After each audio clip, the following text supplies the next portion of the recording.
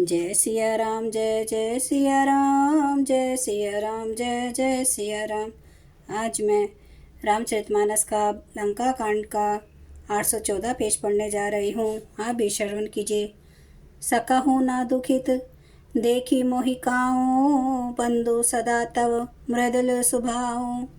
मम हित लागी तजेहूँ पितु माता, सहहूँ विपिन हिम आतप बाता। और बोले, हे भाई, तुम मुझे कभी दुखी नहीं देख सकते थे। तुम्हारा स्वभाव सदा से ही कोमल था। मेरे हित के लिए तुमने माता पिता को भी छोड़ दिया और वन में जाड़ा, गर्मी और हवा सब सहन किया। सो अनुराग कहा अब भाई, उठो न सुने मम बच बिकलाई। जो जन तेऊं बन बंधु बिछेहूँ, पिता वचन मन तेऊं नहीं ओहूँ।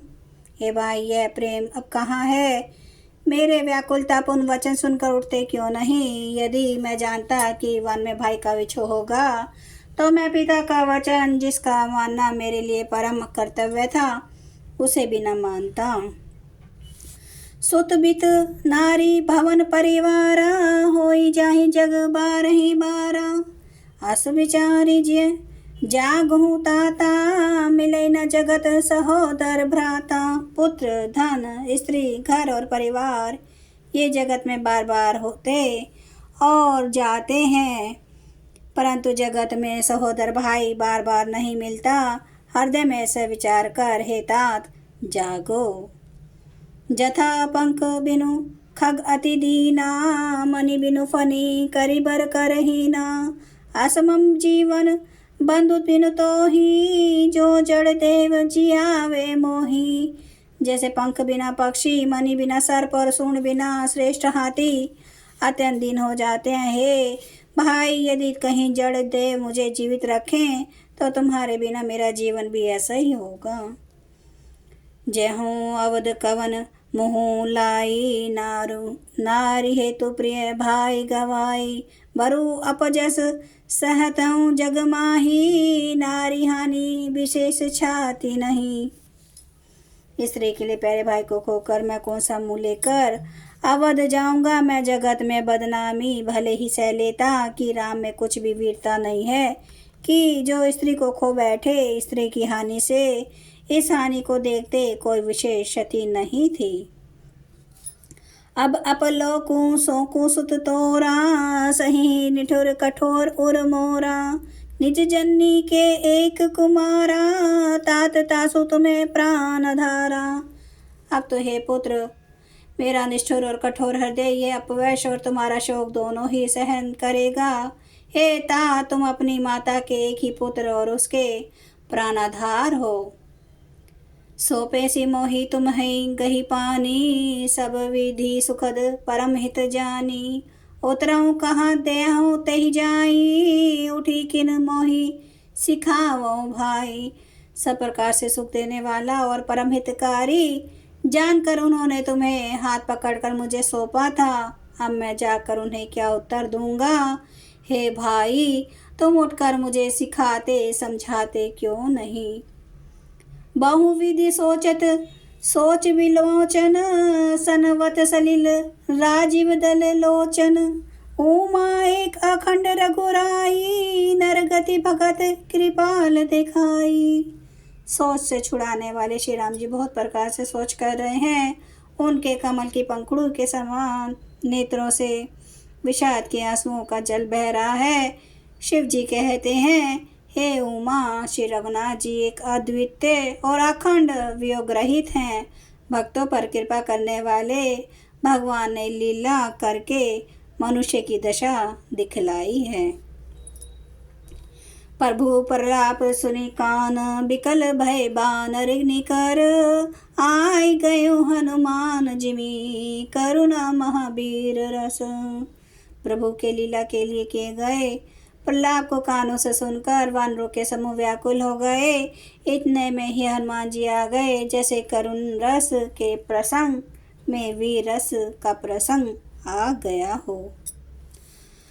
हर श्री राम भटे हनुमाना, अति कृतज्ञ प्रभु परम सुजाना। तुरंत वेद तब किन्ह उपाई उठे बैठे लक्ष्मण हर्षाई। श्री राम जी हर्षित होकर हनुमान जी से गले लगकर मिले। प्रभु परम सुजान चतुर और अत्यंत ही कृतज्ञ हैं। तब वैद्य सुषेण ने तुरंत उपाय किया, जिससे लक्ष्मण जी हर्षित होकर उठ बैठे। हृदय लाई प्रभु बेटे भ्राता, हर्ष सकल भालू कपि भ्राता। कपि पुनि वैद तहाँ पहुँचावा, जेहि विधि तबहि ताहि लई आवा। प्रभु पाय को हृदय से लगा कर मिले। भालू और वानरों के समूह सब हर्षित हो गए। फिर हनुमान जी ने वैद को उसी प्रकार वहां पहुंचा दिया, जिस प्रकार वे उस बार पहले उसे ले आए थे। जय सिया राम, जय जय सिया राम, जय सिया राम, जय जय सिया राम, जय सिया राम, जय जय सिया राम, जय सिया राम, जय जय सिया राम। श्री राम महाराज की सदा ही जय। हरन भव भय दारुणं, नाव कांज लोचन कांज, मुख कर कांज पद कांजारुणं। कंदर्प अगणित अमित छवि नवनील नीरद सुंदरम। पाटपीठ मानो तड़िते रुचि सुचि नौमि जनक सुतावरम। भजु दीन बंधु दिनेश दानव, दैत्यवंश निकंदनम। रघुनंद आनंद कंद कौशल चंद्र दशरथ नंदनम। सिर मुकुट कुंडल तिलक चारु उदार अंग विभूषणम। आजानुभुज सर चाप धर संग्राम जित खर दोषणम।